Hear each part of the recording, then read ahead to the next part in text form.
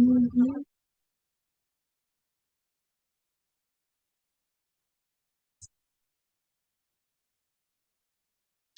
Assalamualaikum warahmatullahi wabarakatuh. Perkenalkan, saya Adela Destiarini Sofyan dengan NIM 1101223297. Di sini saya akan membahas terkait tugas besar saya mengenai perancangan antena microstrip menggunakan frekuensi kerja 2600 MHz.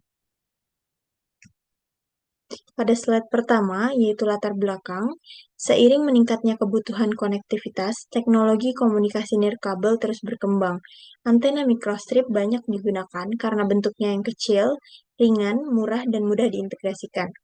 Jenis antena ini umum dipakai pada perangkat seluler, satelit, radar, dan jaringan 4G LTE. Oleh karena itu, perancangan antena microstrip dengan frekuensi kerja 2600 MHz sangat diperlukan untuk menunjang kebutuhan jaringan. Selanjutnya, dasar teori, antena microstrip digunakan pada aplikasi frekuensi tinggi seperti microwave dan juga radio frekuensi. Antena ini memiliki beberapa kelebihan, antara lain bentuknya yang ringan dan kecil, biaya produksi yang rendah, serta mendukung polarisasi linear maupun sirkular. Terdapat beberapa penjelasan. Yang pertama, yaitu mengenai struktur antena microstrip. Yang pertama ada patch. Patch itu merupakan bagian radiasi utama antena, bisa berbentuk persegi, lingkaran, maupun segitiga. Yang kedua ada ground plane, yaitu konduktor di bawah substrat yang berfungsi sebagai referensi ground. Yang ketiga ada substrat, yaitu material dielektrik antara patch dan ground. Yang kedua, membahas mengenai parameter kinerja antena. Terdapat 5 parameter. Yang pertama itu return loss, adalah rasio tegangan datang dengan yang dipantulkan. Yang kedua, VSWR, yaitu rasio tegangan maksimum dan minimum karena ketidakcocokan impedansi. Yang ketiga ada bandwidth. Bandwidth itu adalah rentang frekuensi kerja efektif. Yang keempat, pola radiasi, yaitu representasi arah pancaran sinyal.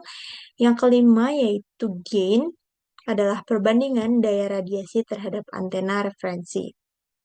Yang ketiga membahas mengenai antena array.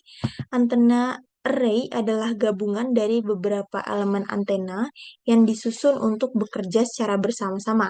Adapun kelebihan dari antena array yaitu mampu menghasilkan pola radiasi yang lebih terarah dan memberikan gain yang lebih tinggi. Yang terakhir itu ada teknik pencatuan microstrip feed line. Teknik ini biasanya digunakan untuk menghubungkan sinyal ke antena microstrip.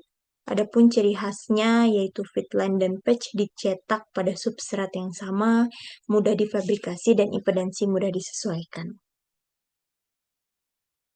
Next, di slide ini membahas mengenai perhitungan dimensi antena. Pada tahap perhitungan, terdapat beberapa ukuran utama yang harus diperhatikan untuk memastikan kinerja antena optimal. Yang pertama itu ada lebar patch. Setelah melakukan perhitungan sebelumnya, itu didapatkan bahwa lebar patch antena adalah 35,43 mm dan panjang patch antenanya 27,45 mm, yang mana merupakan dimensi utama dari elemen radiasi utama. Untuk bagian ground dan substrat, itu lebarnya adalah 45,03 dan panjangnya yaitu 37,05 mm. Untuk lebar ground dan substrat itu dirancang agar cukup menopang patch serta memastikan kestabilan struktur. Sementara itu untuk lebar feed line yaitu 3,11 mm dan panjang dari feed line 13,91 mm yang mana nanti disesuaikan agar menghasilkan pencocokan impedansi yang baik. Seluruh dimensi ini sangat krusial dalam menentukan performa radiasi dan efisiensi antena secara keseluruhan. Next, yaitu perancangan desain antena. Pada tahap perancangan desain antena ini dilakukan 3 konfigurasi utama. Yang pertama itu ada single patch, yang kedua array 3 elemen, dan yang ketiga ada array 5 elemen. Desain single patch itu merupakan bentuk paling dasar dari antena microstrip dengan satu elemen radiasi. Selanjutnya kami kembangkan ke konfigurasi array 3 elemen yang menggabungkan 3 patch untuk meningkatkan gain dan mengarahkan radiasi lebih terfokus. Terakhir, desain array 5 elemen digunakan untuk memperluas area radiasi dan mendapat performa yang lebih tinggi dalam hal arah sinyal serta kekuatan pancaran. Jadi setiap pengembangan array itu memberikan peningkatan karakteristik radiasi antena secara bertahap. Next, yaitu hasil dan pembahasan dari simulasi yang sudah kami lakukan sebelumnya. Yang pertama, ada pengukuran return loss, itu dilakukan untuk melihat seberapa besar daya yang dipantulkan kembali ke sumber oleh antena. Semakin rendah nilai return loss-nya, maka semakin baik performa antena karena lebih banyak daya yang dipancirkan.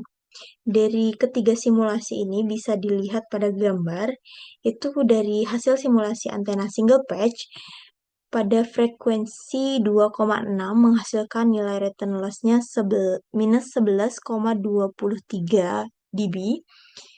Sementara pada antena array 3 elemen, pada frekuensi 2,6 itu nilai return loss-nya minus 10,51. Sementara pada antena array 5 elemen, itu bisa kita lihat di gambar bahwa nilai return loss-nya itu sebesar minus 11,54 pada frekuensi yang sama yaitu 2,6, yang menunjukkan bahwa performa yang cukup baik karena nilai return loss-nya itu di bawah minus 10 dB. Selanjutnya, hasil dari VSWR-nya. Pengujian VSWR ini dilakukan untuk mengetahui seberapa baik pencocokan impedansi antara antena dan saluran transmisinya. Nilai ideal dari VSWR itu mendekati 1, yang berarti hampir seluruh daya ditransmisikan tanpa pantulan. Pada gambar bisa kita lihat perbandingannya. Pada antena single patch itu didapatkan hasil VSWR-nya pada frekuensi kerja 2,6 GHz itu adalah 1,75. Sementara untuk antena array 3 elemen, nilai VSWR-nya diperoleh 2,21 pada frekuensi kerja 2,6 GHz. Dan yang terakhir, pada antena array 5 elemen, itu didapat sebesar 1,72 pada frekuensi kerja yang sama, yaitu 2,6 GHz. Selanjutnya, hasil dari bandwidth. Pengujian bandwidth di sini dilakukan untuk mengetahui rentang frekuensi kerja antena yang memiliki performa baik, ditandai dengan nilai return loss di bawah minus 10 dB. Berdasarkan hasil simulasi, pada antena single patch itu diamati bahwa nilai bandwidth bernilai 103,9 MHz. Sementara dari grafik antena array 3 elemen, itu memiliki return loss lebih baik dari minus 10 dB dalam rentang frekuensi antara sekitar 2,499 sampai 2,599 GHz. Dan untuk antena array 5 elemen, bandwidth antena dihitung berdasarkan rentang frekuensi tadi, yang return loss-nya berada di bawah minus 10 dB, yaitu bisa kita lihat antara 2,5277 sampai dengan 2,6007 GHz. Next, kesimpulannya adalah perancangan antena microstrip 2600 MHz menunjukkan bahwa antena array memiliki performa lebih baik dibandingkan antena tunggal dengan gain, direktivitas, dan pola radiasi yang lebih terarah. Array 3 dan 5 elemen memberikan return loss, VSWR, dan bandwidth yang baik sehingga cocok untuk mendukung aplikasi LTE dan komunikasi nirkabel modern. Oleh karena itu, perancangan antena microstrip dengan frekuensi 2600 MHz ini sangat diperlukan untuk menunjang kebutuhan jaringan generasi saat ini. Sekian presentasi dari saya, kurang lebihnya mohon maaf. Wassalamualaikum warahmatullahi wabarakatuh.